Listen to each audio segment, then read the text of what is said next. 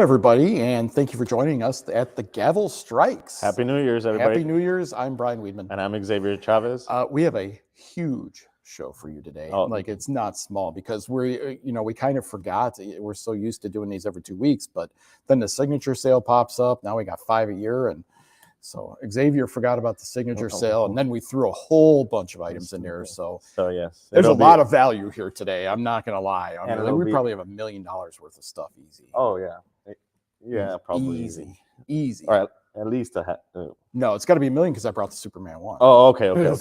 Believe me, there's $1 million if there's a dime. So we have a huge show for you guys. As always, you can always ask us questions. We love answering questions. But I guess we'll get started. I don't really have anything snipey to say to you today, and no crazy pictures of you walking your AT-AT or anything like last show. So we'll get right into it. Again, it was really calm this time. I love how he brings that up. That's great. I love it. It was a really calm New Year's, and again, my birthday, since I was a New Year's baby. So who'd want to be born on New Year's? I'm sure for your parents, it's great because you get two firsts. Right? Two firsts. Christmas and New Year's and birthday at the same time. So we'll start like we always do with art.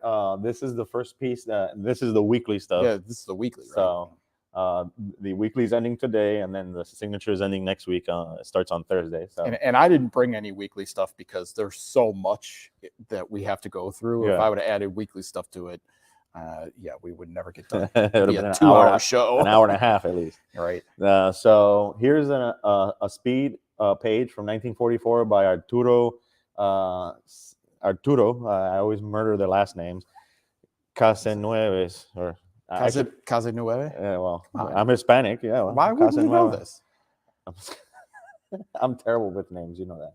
Anyways, so here's a great page. There's actually quite a few Golden Age pages in this weekly auction. That I brought this one because it was one of the older ones from 1944. It has the hero in every panel. And it has great action with, it looks like a zoo or a taxidermy place because the bear is hitting him and stuff like that. So and it's clean. Like it's really nice for an older page. And like I said, there's several Golden Age pages. This one's still under $500. And twice apart, you don't see, like we always talk about, you don't really see Golden Age pop up that much, especially superhero pages. And this is, again, one superhero page with the hero in every panel. So it's kind of what everybody would be looking for if you're looking for twice ups from this time period. So it's a good page. Yeah. And like I said, several other ones in different from the 40s till I think the 50s and 60s. So just Harvey and other Golden Age publications. I mean, I don't typically go through the art as much as you do, but I did this for this sale, and there's some really good pieces in this sale. Yeah. I mean, like there's crazy good pieces in this sale. Well, and animation too. There's more horror, like the last title splash that I won, which whoever won it, congratulations. Oh, from last, you're talking about last show? The skull with the weird roar. I know, so good. I dropped out at $1,000, so. I never got in. I don't think. No. So this is a Super Friends page. Again, Superman fighting Bizarro. Again, great page. Great action of both characters in every panel. Is Ramona Framden. You don't see a lot of her work out usually. So this is a nice piece to pick up if you're missing one of her examples in your collection. Or you're missing a Bizarro piece. Yeah, that too. So again, great Superman, great Bizarro, all in action in every panel. So it's just a nice piece to have on your wall. So, and again, under $500, under $250. Actually, this one and the last one were both under $250. So this one I brought because, again, I've always been a Batman fan, and I recently got a Jim Aparo page from Brave and the Bold. But this one I like because not only it has Batman, but it has the Beware the Creeper in every panel pretty much. Again, I didn't notice that, but it seems to have we seem to have a theme going on with bears and lions. Oh my! Oh, don't forget the tigers. You forgot the tigers. We'll see if we find the tiger in here somewhere. Okay. There's no Calvin and Hobbes strips this time. So no, but it would have been oh my if we had one. I bet you we have one somewhere. So again, Tommy's probably got a stuffed one on his desk over there because he likes little stuffed animals, I think. Again, great top panel. Batman and the Creeper all in action. Batman down here, and also another 3-panel action, and just again, great page under $500. So. And he threw a lion. Just saying. When it comes down to it, Batman's impervious to lions. Here I brought a page from Jordy Burnett, if I'm not killing that name too, and I first was introduced to him for his Torpedo work. Torpedo is a Spanish imprint that Alex Toth actually started with the strips, and then Jordy Burnett continued. And this isn't a particular Torpedo page, but it's again, perfect example of his art. He's always sought after because of the women. This has a beautiful woman in every panel, and again, just great piece.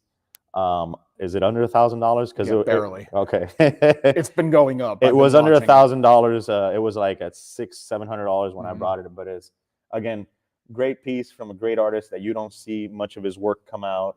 It's always held very tightly by European collectors, and what most people know about is Torpedo. This is a crime noir piece, and again, doesn't come up very often, and a great piece to get as if you need an example of his art. So that, again, like we were talking, that panel, and just great. That panel's awesome. Here I'm continuing the theme with foreign comic art, and this is a Titans cover, Titans 102, and it's a painted piece, if I'm not mistaken, European Titans Ediciones Lug from 1987. So again, by Gene Friesano, which a lot of the time is very, you have to do a lot of research to find out who's the people that drew these foreign covers, especially for Marvel or DC pieces, which would be the ones that people would be more likely to go after. And again, this is a great piece with Iron Man, Wonder Man, Hawkeye, and it's painted. So there's also, by the same artist, a pen and ink in the auction as well, either before or after this piece. So just a great foreign piece that, again, these things don't come up often. A lot of them were thrown out or destroyed, so just like Golden Age art. So nice example to have. And if we're going fast, it's because we have a lot of items. So if you need to ask questions, don't hesitate to jump in. But trust me, we're going fast on purpose. We really have a lot of stuff today. Not only that, we have a lot of work to do. It's the new year, and there's a lot of people calling. So again, this is incredible. When you were unveiling this, or when you were pulling it out of the plastic, I was stunned. So this one I brought because we already brought in a Carson piece last time from The Strange Death of Alex Raymond, and it's again, the detail, that splash page had all the posters of aliens and stuff like that.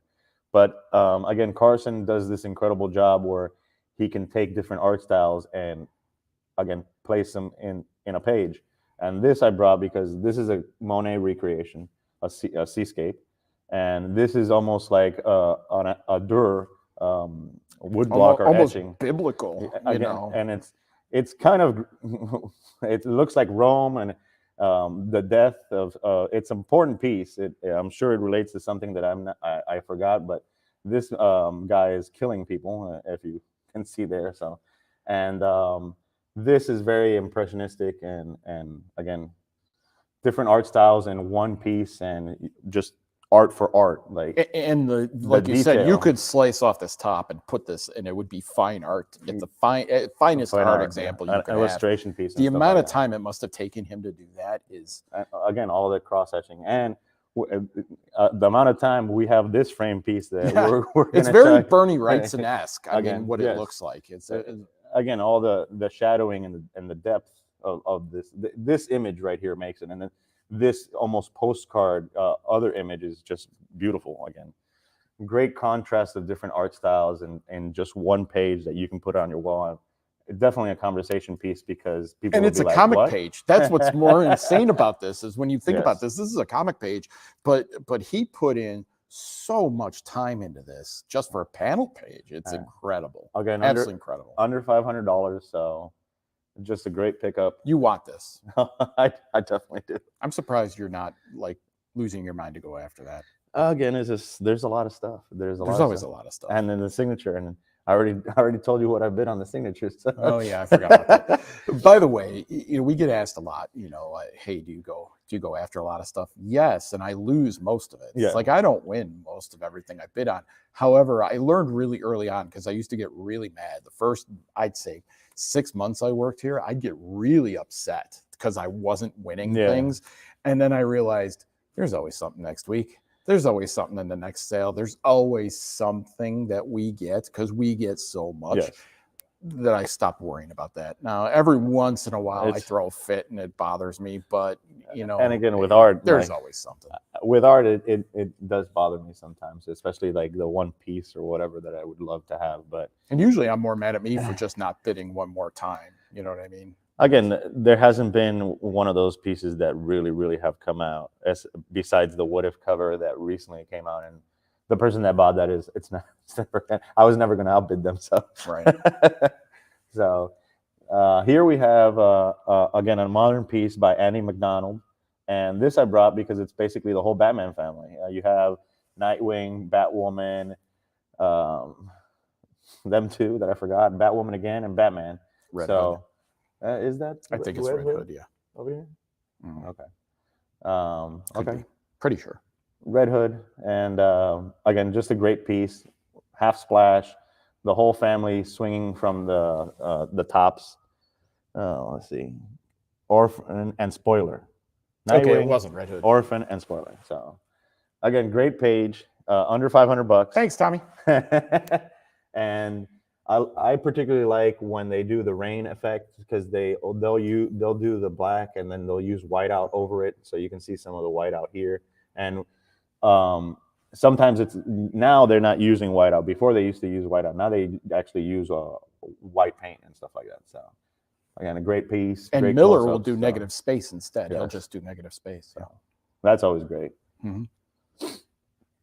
This is Exo Manowar Bart Sears piece from when they had everything in Valiant, and it's just a great piece of him, 6 panels, walking away, and the suits coming up onto him again. I'm a huge fan of Valiant. Always been a huge fan of Valiant, and this is from the original. This is from the original series, not from the reboot. Again, under $500. Just nope. No, it's not anymore. Not anymore, okay. Which is why I'm traumatized. It's under $1,000. So again, great pages go for great prices. So, and it's what else would you want besides Exo walking away? Especially for Exo. And this is exactly what you want. Exactly, and the whole costume coming up on. So, just a great page to have on your wall. Great example, especially Bart Sears. So, yeah, very upset about that one. I know I'm not going to get that, no matter what I do on that. I actually looked at this piece too. So this I brought because we always see a lot of romance stuff, and there's also a lot of, we always think about G.I. Joe and Transformers, which were toy-related comics that Marvel put out, but we never think about Barbie, which is also a toy-related comic that Marvel came out, and they did very several lines. They did Barbie fashion, they did Barbie. They did, I think, Barbie and Her Friends as well. So is it? It's not Amanda Conner either. It's June Brigman. Yes. And Amanda Conner is the one that, to me, has. she's fantastic. But this almost looks like Amanda Conner-ish, which is really good. So yeah, Brigham did this, and Roy inked it, and this is again. It has all these layers, which is again the whole process of it, the title and all that stuff, and it's just a great piece, a great spectacular Barbie piece, full figure. Just what you would want, especially on again a cover. So now, why did they do this? Just out of curiosity, because the stars are on her. It's not like it's an overlay where you then put the stars on, and they're actually on there. I've seen overlays in particular panels because they wanted to create an effect, almost like a sheen. Okay. So this overlay might have been like the effect might have been like you're looking at her through glass or something like that. So they do different things, and they did different things to create what now they do all digitally. So right. Again, great piece, under $500 for a cover, and it's just what you would want for Barbie. So Listen, we definitely, and with the Barbie movie coming out, that's another thing I just read. So so don't just discount this because it's Barbie. I'm not gonna lie to you. This, especially Connor and now Brigham, they did spectacular covers, like very, very good girl artsy covers for this line. And so you would put this up on your wall with any illustration piece of art. It goes along with that. You can't discount it. It's a good piece. And again, and I was actually I was reading something, and it was very interesting that I don't know how true this is, and I think Jimmy Palmiotti was the one that retweeted it, and he is married to Amanda Conner. Apparently, Amanda Conner was the model for Electro Assassin for Sienkiewicz. I did not know that. So that is actually kind of cool that I recently read that, and it's just like a little tidbit since you mentioned her. She has great talent. Oh yeah, I love it. Oh, yeah. And then her Harlequin stuff. My wife that's what I loves love. that. Yeah. It's really funny. That's what very good. Here again, love this. Going with more good girls. That's another theme we're going. I haven't seen the tiger yet, but a nice glamour girls piece. Huge stripes right there. Huge piece. And I brought this along because again, all these girls, right? And every panel, and again the harem scene, and it's just what you would want on your wall. Harem. Harem. He's not good with words either, guys. Again, I'm sure that that's pronounced something. It's like vitamins. No. Watch. Not in the English language. And vitamins and schedule. Anyways, that's like European English language. Again. Oh my. So we have again lovely women and a huge piece. This is incredible. More than twice up. That's so incredible. Just a nice piece. Is it still piece. under $500, Yes. Tommy? Okay. So yeah, I think it's like $280 or something. What was it, Tommy? It's got to be. It's $260. Yeah. So that's a great harem. And now this is the English. English. This is the signature stuff. So. Well, this is all signature stuff. Well, so don't forget. Yeah. So again, we'll move on because I have stuff in there too. And so let's do the comics. And then, so don't forget that is this week's weekly sale that ends tomorrow. Today. Sorry, today. There's a lot of stuff in this sale I want. I don't think I'm getting anything in the signature sale, so I'm going after all this. I'm not getting it. So don't forget that's this week's sale that ends today. And then and if you have any questions else, please, if you have any questions, shoot them in. But this everything else with comics and the artwork here is all in the signature sale, which is 7338, and it starts next Thursday. Yes, it's going on right now, but the live session starts next Thursday. I'm very excited. I get to call Platinum, part of Platinum. I get to call the artwork, so that'll be fun. And as you guys know, I'm an auctioneer, so I love being up there when everybody's screaming at me, "Close the lot!" when they have the high bid. And we have video proof of that. We have video proof of that. And then the other thing to that is if you have the piece, if you own the piece, you're like, no, keep it open as late as possible. Keep those bids coming. Keep those bids coming. So I brought a bunch of stuff with you. I did hint that I have some really good books here. The first one is this Captain America 46. Now, what's so famous about this book is this the Holocaust cover. This is the famous Holocaust cover where they're fighting the Nazis and they're getting people out of the torture chambers. This is probably one outside of number 1 and 2 and possibly 3. This is probably one of the most famous covers in the run and sought after. Sought after. As you can tell by the price, it's at $26,000 for an 8.0. And it's still 9 days. We still have 9 days left. Now that price.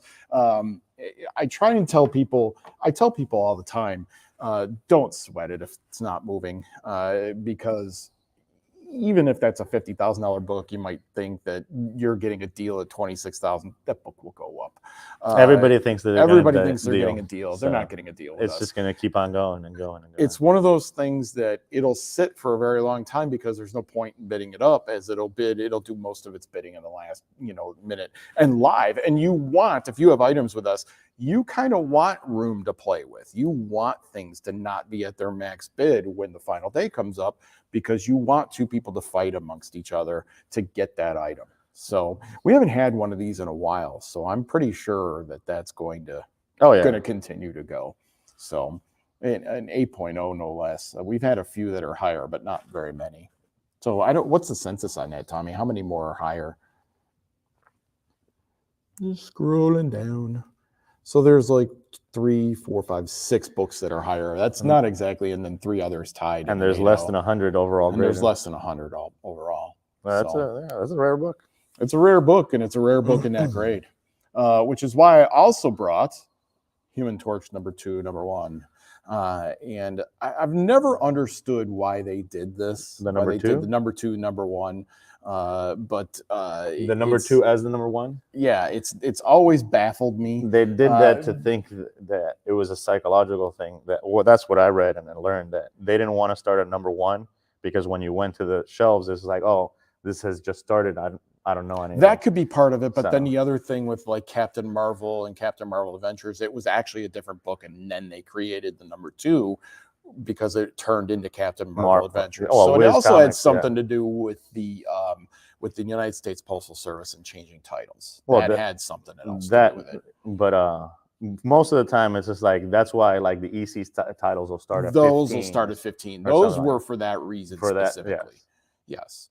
But this Human Torch, this also was an 8.0 grade and cannot possibly be many more above it. Maybe the Promise, and the Mile High. There are 3, 4, 5, 6, 7, 8 books higher. Again, less than 100 books on the census. No, just over a total grade. No, total. I'm talking about blue labels. Yeah. So unrestored, beautiful book, and white back cover. I mean, it is pretty clean on the back cover. It's gorgeous. So I love timelies. We've said this before. You never get a collection of timelies like that. The Promise collection, that was what was so amazing about it. Is there were runs of timelies. We never see runs of timelies in the collection. It's usually DC, Batman, Superman, that sort of thing. But runs of timelies don't exist. And that's the interesting thing, because most of the titles didn't run for that long. So yeah. I mean, Marvel Mystery Captain America, but like Human Torch was only, 17, and 20 issues. Submariner, same way. It wasn't very, very a long title run, but man, those are hard to get. Yeah, they're very, very hard to get. So I brought a 9.2 Amazing Fantasy 15. We're well over 1 million. Yes. I mean, maybe we're more like at 2 million. This in itself is 1 million pretty much. So well, half to 3/4 for sure. I mean, it's a 500,000 now. Yeah. Where else is it going? We sold the 8.5 for 870. So yeah, this is good. As well. So we're at 2 million then, because that next one will be that's another one. Yeah. But I actually picked this up raw. This is the one that I went to the Oh, you get this book? Yeah. Really? That was raw in a collection in a bag and board. Where did you go to get this? Again, we went to the South to pick it up. Wow. How come I wasn't part of that? What kind of a jerk are you? That is incredible. That was a 9.2 raw. Yeah, that was a crazy day. Did you lose your mind when you saw that? Well, so we were going through the comics, and that's something I also learned. I was really excited because it had that and had a bunch of other timelies, and I was just like, it's that collection. I was just everything is great. Everything is like gonna come back blue labels, and it's just like, well, that's something I learned. That was the Cap 1. Cap, and it's just like one of the things that we, when we get an email, we have to now think about it is like, especially with Golden Ages, it's might be possibly restored. So, but to actually have that. To actually have gone and at least the Amazing Fantasy 15 wasn't restored. It was just like, I mean, this is gross. That was, again, the guy said that he went to San Diego Comic-Con one year with about 10K, and he bought all his big books in the 70s. So that's amazing. And that's funny because that happened with that highest grade Batman that we brought in. We went down and picked that up. And that had been purchased in the 80s, so nobody knew it was out there. And when that came back from being pressed, because it had never been pressed, it was already graded, but it had never been pressed. And when it came back from being pressed, it came at 9.4, and that was the best grade we had ever seen. And so it's weird how crazy things like that happen. That book was never known. Nobody knew about it because it had been sitting in a collection for 50 years, and so that still does happen. You don't think it can, but they are out there. They're out there. And it's crazy. Again, like I said, this is the time period where a lot of guys are it's been 50, 70 years. A lot of those guys are going to start retiring. And some of these collections are going to come out. Like the Promise collection came out. So that was crazy. That shouldn't exist. I still blows my mind. It's now we're a year and a half removed from it. We're only seeing the smaller books now, maybe at the end of it, and I still cannot get over my head seeing those books raw and how beautiful they were. Oh, it's crazy. Just absolutely stunning. So I brought this book to you or for you because this is a rare book, and I'm not talking about rare as in there are 20, 30, 40 copies out there. It's funny, Gerber says this is a Gerber 9, meaning that there were less than 10 or less copies. I knew back in the what's the census on? Back in it's probably around 20. I knew back in the 22 for Blue Labels, and 40 total. I knew back in the 1990s were all supposed 10 copies were. I knew of them. So there are more than 10. But one of the most classic Schomburg covers you could ever have, one of the most desirable because of rarity you could ever possibly have. Bondage cover. If you can afford this at a 1.0, even though it's married, probably should get it. Yeah, just saying. For sure. If you want a Suspense 3, you're probably not going to see another one for a while. Now, I did hold the Mile High when I first started here. I have a picture on my phone holding the Mile High. It's like a 9.2 or 9.4. It's ridiculous. But I imagine what that would go for now. This is already at 6K. Yeah. This book is sitting under the radar because everybody's put their proxy bids in. So you can't really see their max bids, and that's the reason it's there. I guarantee it's not a $6,000 book. It's well above that. But buy the Suspense 3. You buy the Suspense 3 because even though I'm not buying comics much anymore, I would buy that book if I had money. That's the thing. I would buy certain Golden Age books, and that's one of the ones. That's one of those. Yeah. You would have to. In the Terrific 5, I want a Terrific Comics 5 pinwheel cover. I want a Real Life 3 as well. Oh, well, I've already had one. Now I wish I still had it. And I brought a Marvel Mystery 63. I like this because I don't know if I've ever held this Hitler cover before. Not really sure I have or not, but they're trying to make the Great Escape. Goering and Goebbels and Hitler all trying to make their escape. This is from April of 45, so this is right as the war was ending. They were really moving in on Germany. If you know your history, we ended the war. I would say, what was it? 4.5 months later with the bombings of Hiroshima and Nagasaki. So this is right as the German theater was ending. And you could tell they're trying to make their escape. Didn't quite make it from the way history is showing. Unless you're one of those crazy conspiracy people like X here. No, I mean, I like those shows though, especially the recent one in History Channel, which was Hunting Hitler. That was a good show. You never know, but who knows? I mean, does it matter at this point? It doesn't matter. He's dead. He's dead. He's definitely dead. But it's very interesting, all the information that has come out after 70 years. So yeah, he's done. It's done. So doesn't matter. Okay, last book. The Massive Superman #1 in 5.0, one of the better grades we've seen in a long while. This book is rare. Now, you can tell by $340,000. That is not chump change to anybody.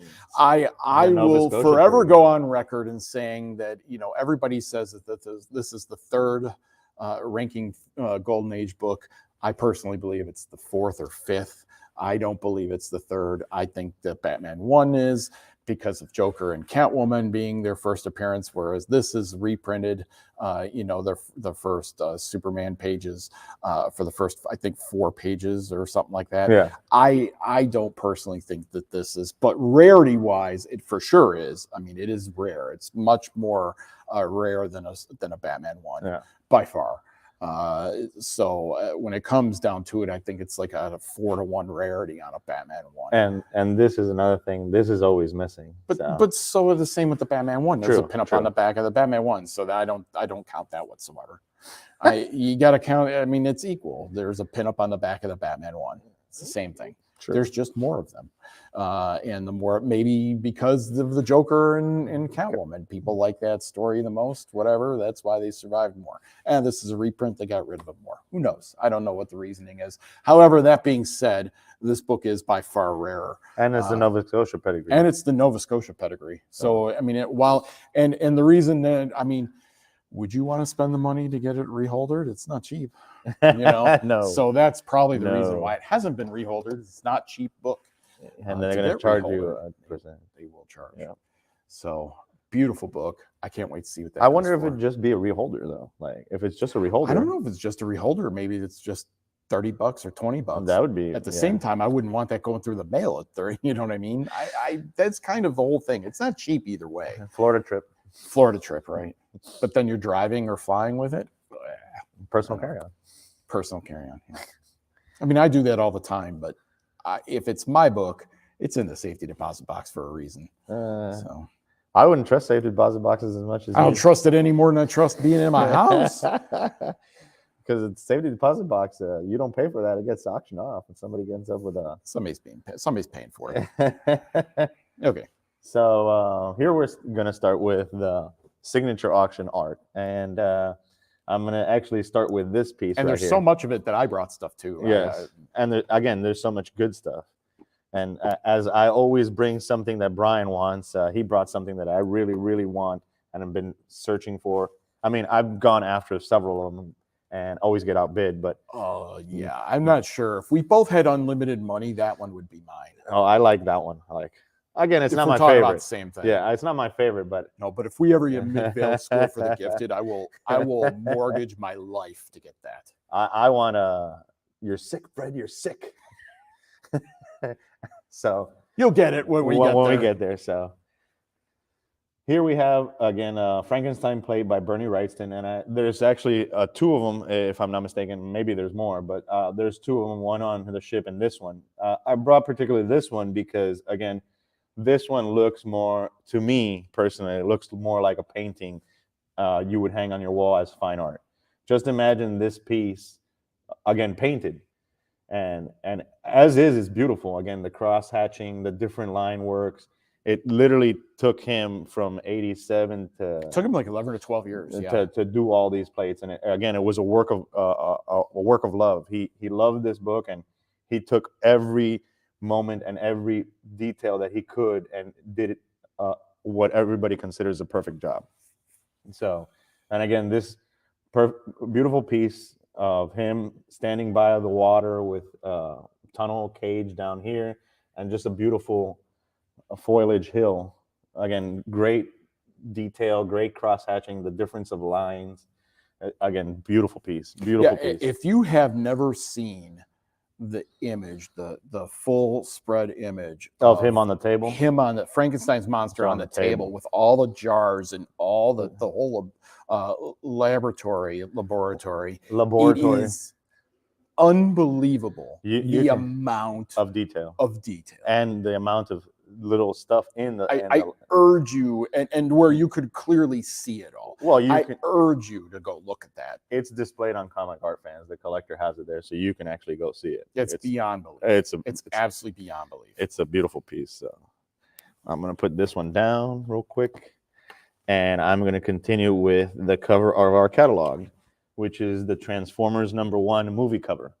And this particular piece has several, I think 8 or more first appearances, including Daniel Lewicki, which is his first appearance of the Transformers movies.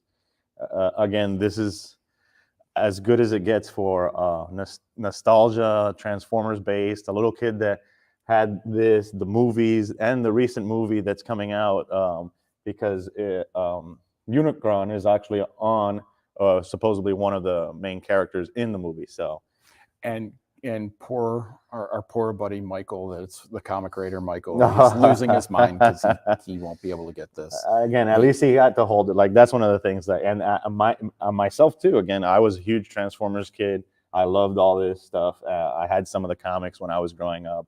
I loved Optimus Prime. I loved Jazz because, again, I love Porsches. So just a great Don Perlin piece. A great, like, almost movie poster piece to have on your wall. It's so many characters. Again, all the characters, first appearances. This is what you would, like, every collector would want, especially in Transformers piece. It really doesn't get any better than this. So, and whatever your prices you're seeing now for for the this signature stuff, sale, yeah, no, that's not even gonna be close. That's gonna crush that again once, like, 9 days go by. So, and there's another Transformers page. I have a Transformers page that I brought in that has Megatron and all. And all the panels. Yes. And I mean, if you're not going to get this, you definitely want that because it's got Megatron and all the panels. I mean, what more could you want? Especially if you like bad guys. Oh yeah, so that's a great piece. This brought, because this is actually a cover, and it's not. This is the hologram piece that is on the Wolverine 75 cover. In the 90s, they did a bunch of X-Men pieces that they had these little holograms on, and this is the original art for the hologram to the cover. That's a big deal. So this is a big deal, and especially Adam Kubert, like Mark Farmer. This is like what, as a kid, I collected Wolverine. I had the whole run that was, besides What If, that was the other run that I completed when I was a child. And you can still see them today. I mean, like, you still pull out those things and look at the hologram shift. Oh yeah, everybody does. And that's what again. Then that was a big marketing thing in the 90s. Me as a kid, I was just like, oh, I got to get all these hologram covers, and this is the art to the hologram for Wolverine 75. It was very easy in the 90s to blow through your allowance. That's all I'm saying. And again, great image by Adam Kubert of Wolverine's claws out, just jumping out, leaping at you. Just great piece to have on your wall. Cover splashlight, and it is a cover element basically. So, just an amazing piece to finally be able to. Again, like I said, if I had to, this is total nostalgia right here. So, you want to do? What would you rather have, that, or would you rather have the Transformers cover? That's a tough question. For nostalgia purposes, I'd rather have the Transformers cover. But for what I really, really want, I'd rather have the piece that you're gonna. So I would rather have that too. Bring it out. How about that? You want me to pull it out? Okay. I mean, if you want to do that. So I brought the Gary Larson Far Side, and I have to tell you, I remember sitting at the kitchen table in the Chicago Tribune. I grew up in Chicago, as you guys know. Sitting at the kitchen table, if I wasn't reading the back of the cereal box like every kid ever did, because he has to have something to read. Now they're reading on their phones and playing on their phones, but back in the day, it was either the cereal box or the newspaper with the funnies, the funnies in it, the comics in it. And I would always go to it, but mine was the Chicago Tribune didn't have Garfield. That was the Sun Times. So, but I thought the lineup was way better with the Trib. It was the Far Side. You had Zitz. You had Mother Goose and Grimm. You had For Better or For Worse. But then you also had Peanuts, which was the first strip. Yeah. And so I would just go down the line, but I always had to read the Far Side. And it was always my kind of humor. It was sarcastic, but it was stupid. It was like, who came up with these things? Gary Larson. Gary Larson. This is a trip. He did it for 10 years, kind of like Calvin and Hobbes, Bill Watterson. Yeah. And he recently started doing them again online. Like, I've always wanted one. From what I understand, he didn't sell many of them. He only sold about 300 in the gallery back in the 80s and 90s. He gave a couple away to friends and editors. I wonder if he still has Midvale and if he would sell it. I would literally sell your soul for that. I've been trying to contact him somehow, like write him a letter or anything like that. Just trying to find his address. He's a very, very recluse. I haven't been able to find any kind of information. Again, I'd love to just speak with him and just pick his mind and all the jokes. Again, I was when I was a kid. I can go through. I can tell you there are certain ones that have me in stitches all the just time. thinking about them.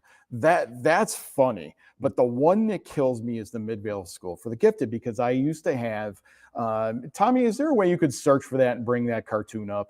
Midvale School for the Gifted.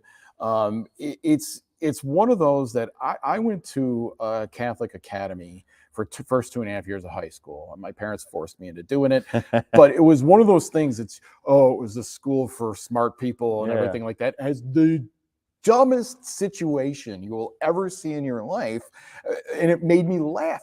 I had to have, I cut it out, I put it on my bag. I mean, it's one of the funniest gags I've ever seen in my life. And it has this kid who's supposedly this crazy smart kid, and he's going into the school and he's pushing on a pull handle. You know what I mean? And that just sat with me my whole life. But the other one was, something like lycanthro, whatever phobia, and it's the fear of running on a newly waxed floor around a kitchen table, being chased by wolves in your socks, and he's slipping around the table. I mean, stupid, crazy things like that. It's this, again, his mind. I would look for the newspaper specifically for the funniest, specifically to read the Far Side all the time, and it was my favorite, along with Garfield.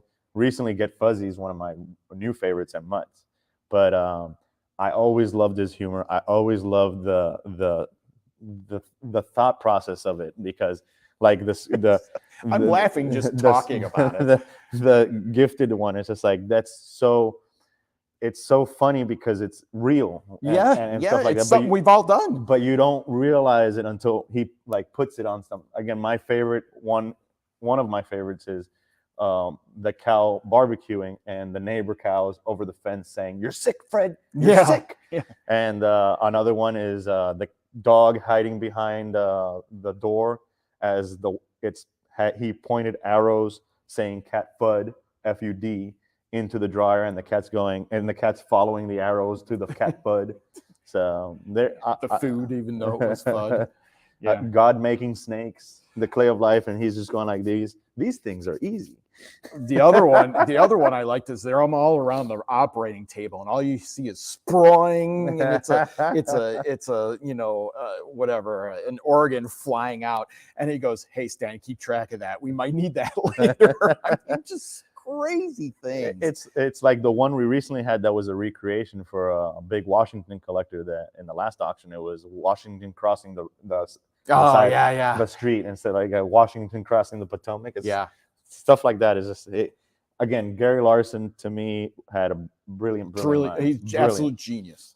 Genius. And I can just imagine how difficult it was to come up with one every day for 10 years. So. Or he didn't have any difficulty whatsoever, because that's insane. Yeah, he's just a genius. That would be even crazier. So, and then again, this is great. I mean, instead of the arrow through the head, it's the Indian with the rifle through the head. And there's two of them in this auction, and there's actually another third one that's a preliminary as well. So I like the other one too, just not as well. It's the cavemen, and they're looking at the ice, the glacier, and there's a car in it instead of the reverse. I just absolutely classic. So great piece. Whoever buys these, please show us a picture of them hanging on your wall. Don't leave us hanging. Well, again, one of the ones that I really loved that we sold was the bug collector, and it said, "You see Jiminy Cricket in a jar." One of the funniest ones we ever saw was when we picked up the Garfield collection. Oh, the one that is that's great. A lot of these cartoonists would our friends, well, not only that, but they pay tributes. Yes. And so one of the Far Side ones is, you see the Garfield bowl with his name on it, and it's a snake with just this bump in it. So you assume it's Garfield, and that's a classic one too. Great. That's funny. So here we have an X-Men. Can you tell we like Far Side? Just saying.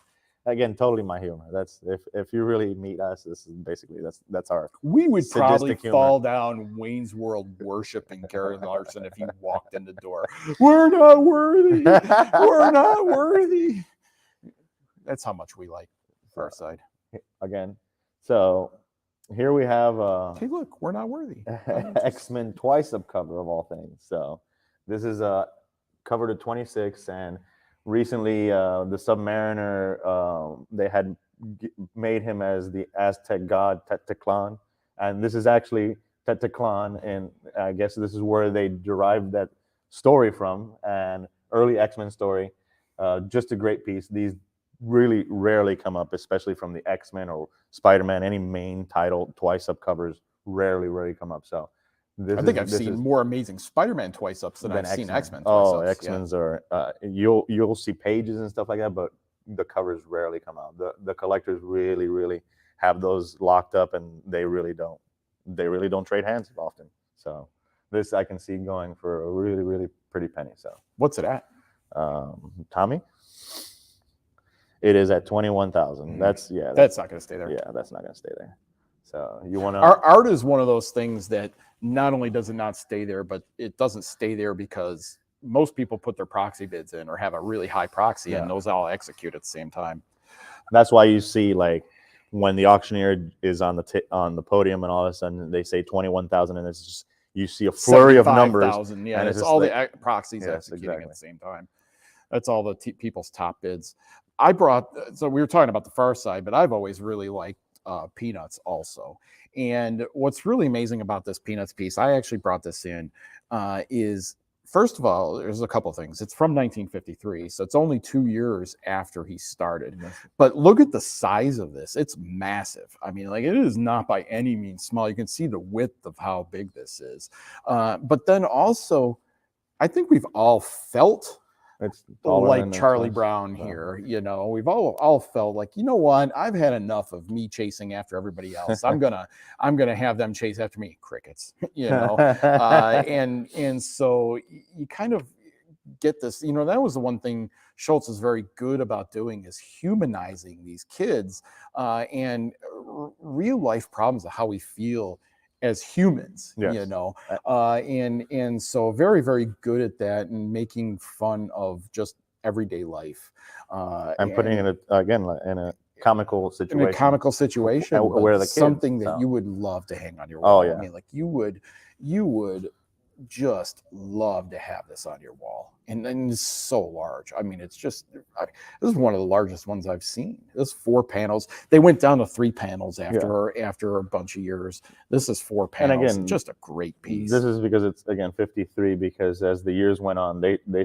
started shortening it out. It's just like twice up art to small to regular size. But like you said, this is even larger than twice up art. I mean, it's massive. It's taller. It's taller. Yeah. So.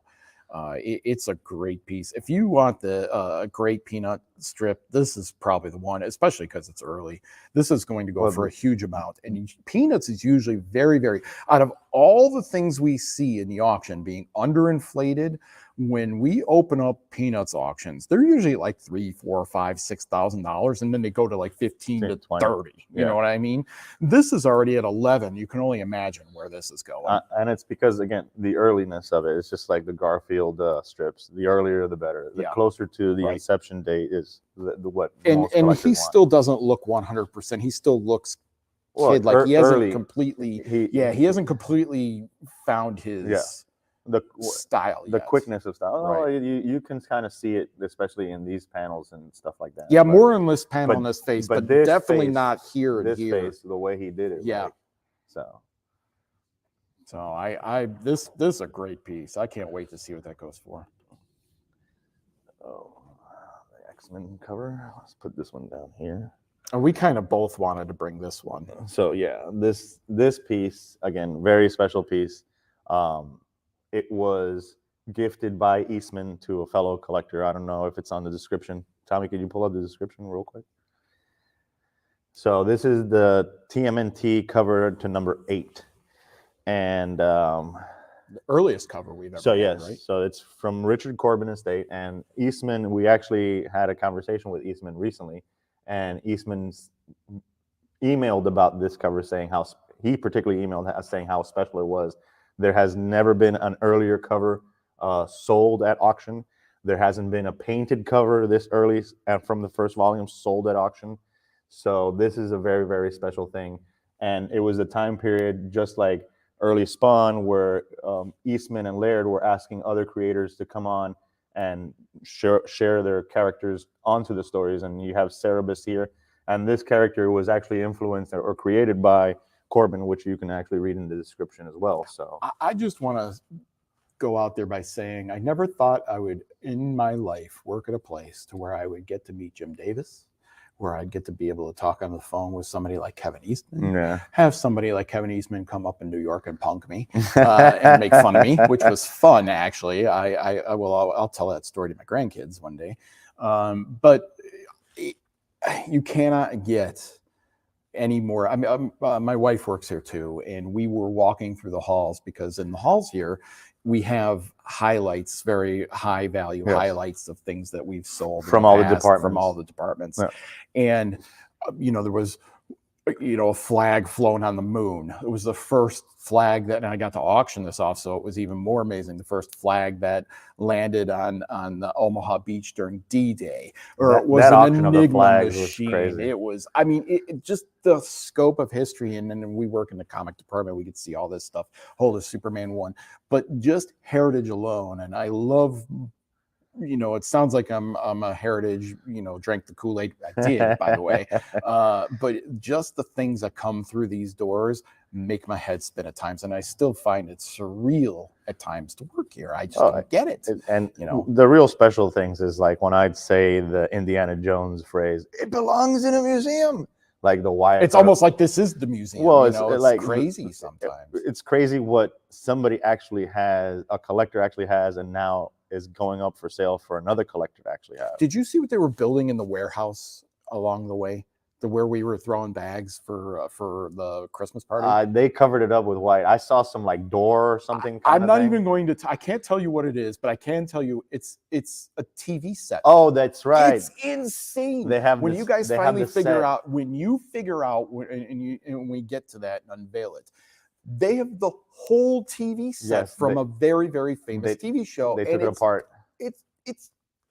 I was seeing yesterday. I went in here to look at it. I can't believe it. I used to watch that. Every time I went into my grandparents' house. It was a staple. It's mind-numbing, and that's how we got on the conversation of, I can't believe I work here at times. And that's, who I talk to is Kevin Eastman on the phone, or you talk to him on the phone, or emails, and it blows our minds. Yeah. It really does. And especially dealing with something like he hadn't seen this since he gave it to Corbin as a gift. And he was just like, he was excited to see this come up for auction, actually. And we get very excited by things like this. So, and again, you can just see it painted, like the airbrush, everything. This is prime Eastman. What is this at the top? This is at 20-something, right? 29? 20. This has already set a record, because nothing's ever been this high before for him. I guarantee you it's going way higher. Oh, yeah. This will set all records for Kevin Eastman. Again, this, like we said, this is the earliest painted piece from the first Mirage series ever to come up. So big deal. Absolutely amazing. And is that just one more? I think that's just one more. Oh, there's two more. There's two more. So we'll just put them here. Okay. What's the other one behind it? I don't remember. Is that mine or that one's yours? Oh, it's mine too. Yeah, that one's well, I guess I'm going to finish it off then. So I brought two pieces. Do the back one first. I had picked this one. This was one of the ones that we both picked it then. We overlapped on that. So then we'll both talk about it. The thing that was life-changing to me in comics. So I only read Spider-Man, whether it was Spectacular Spider-Man, Web, or Amazing Spider-Man. I only read Spider-Man when I was growing up because he resonated with me the most. However, the one thing, I've said this in the past, I could never figure out how he got his black costume. And when I went I used to have 251. I remember reading that as a kid. And then when I went back to figure out how did he get his black costume, I hit 252 and all of a sudden he had it. And I was like, what the heck? You can't do that and not explain it. But then there was this little blurb, see Marvel's Superheroes Secret Wars #8. So I'm like, well, if I'm going to read #8, I'm going to read all of them. So I went and I had gotten all of 1 through 12. And I read them, and my world exploded, especially after #3, because at #3, he fights the X-Men.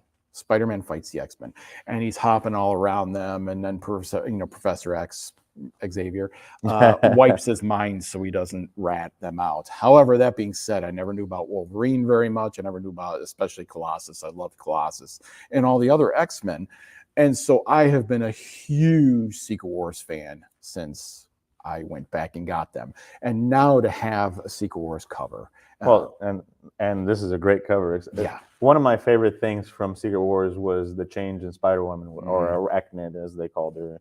So, but this cover, again, they did 12 issues, and the 12 covers are great, but this is one of the better. 4 is mine. 4 is mine. Under 150 billion tons stands the Hulk, and he's not happy. Because I've always liked sarcasm like that.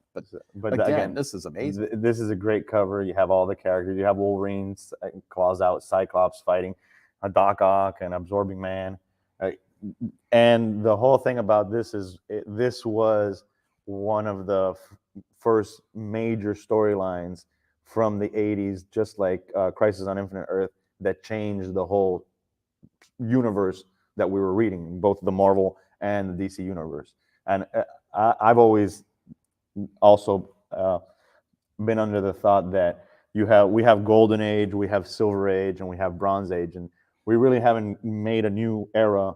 Everything's been dropped into everything's been dropped into modern, and I really think that the start of the Copper Age should be like the Secret Wars and the Crisis on Infinite Earth. Those moments in comic history changed the universe so much that we should add a new. That's a very good argument as far as the age. Now, Copper is usually anywhere from 80 to 90. Well, 84. That's what I'm saying. Like 84 mid 80 to 2000 should be Copper, and then 2000 to today. I don't know, should be because in the 90s you almost had the variant age. You know, they call it the gimmick age or stuff like that. Well, they had so many gimmicks. That's one of the reasons that there was the crash in the 90s.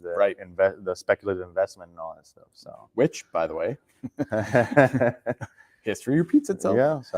But this is something we both love. This is not a small and a very important. Again, this cover is already over $50K, and I think it's one of the most expensive pieces we've shown. So, which is crazy. So, yeah, I can't wait. I cannot wait. I think I'm auctioning platinum, so the art. So I can't wait to. I can't wait. I love auctioning. I brought this just because I love it. It's one of my consigners. He brought in a couple Dell'Otto pages. There is an Iron Spider one that should be coming up in a few weeks in a weekly auction, but it'll probably go just as well as this. Although this is an actual cover. It is the Venom 5 variant cover done by Gabriel Dell'Otto. And is absolutely spectacular. And obviously, he's incredibly talented, but he's also incredibly in demand. Oh, yeah. While this is only at $57.50, it's going to go way higher than that. It's a great page. His published Spider-Man and Venom pieces is what everybody absolutely. I mean, this is a full page watercolor, absolutely stunning. And what's funny is that what introduced him to the general public, which was his big thing, it was the modern Secret War that they had recently had, which was that tied in really well. What a great segue that was. So I couldn't have planned on that if I tried. Gabriel Dell'Otto was tapped by Quesada to do that miniseries, and he did the whole book, kind of like Alex Ross did Kingdom Come for DC and the Marvels when he came out, and that just blew him up. So yeah, well, great job. We love it. So yes. But that is nostalgia right here. That is our show for today. Any questions out there? We hope you've enjoyed everything. But this was a great show. Yeah. We showed off a lot of stuff today. The weekly. It's not been a show. It's not been a short show. And the signature auction and over $2 million. Tommy's probably out there going, "When are you guys going to wrap it up?" My God. But any questions out there, we're willing to answer them. Don't forget the weekly auction ends tonight for the art. Yes. And then the signature sale stuff starts. The live session starts Thursday. Well, you can still bid all you want, and you can also put proxies as we were talking, so you can see that price jump all the way to your price. Or past. Yeah, pretty much. So, any questions out there for us? And if you have any questions later, just feel free to put them on the comments or email us, or just give us a phone call. So we do love showing stuff off to you. We do love feeling like we're a piece of history here, talking about history. But this is history to us. It's stuff we love to deal. We We have a lot of work. I'm actually going to be gone for the next show. I don't know if I'm going to remote in for that. I'm not really sure how I'm going to swing that yet, but I'm going to be in, where am I going to be? Ohio. Oh, I'm going to be in Ohio. Yeah. I have a major, at least a $500,000 collection to pick up with a buddy. And my questions to you were, why? Why? Why? Why do I want to go to Ohio in January? That's a very good question. Basically. It's not going to be warm. It will be cold. And then the week after that, I'll be in South Carolina. The week after that, I'm going to be at the California Comic-Con. So you won't be missing the next two shows? No, because that's at the weekend. So I'll be back. I'll be there for that. I just wouldn't have left yet. Hey, don't be mean. So, well, no questions have come in. We'd like to thank you very much for joining us. As always. As always, Happy New Year. Great start to 2023. Hopefully, we're going to have the 2-camera thing next time. All the so best. Be able to see us doing this along with and zooming it in. So. Along with the hint, Tommy. Yeah, I mean, come on, Tommy. We got to throw him under the bus every once in a while. He does work very hard for us. Yes, so we are very appreciative. And runs around everywhere. The behind the scenes. We couldn't do this without him. Showing Xavier again. Well, everybody, thank you very much for joining us. I am Brian Wiedman. All the best in 2023. I'm Xavier Chavez. We'll see you in 2 weeks. Well, at least he will. I don't know what I'm going to do yet. We'll figure it out. Have a good one. Thanks, guys. Take care.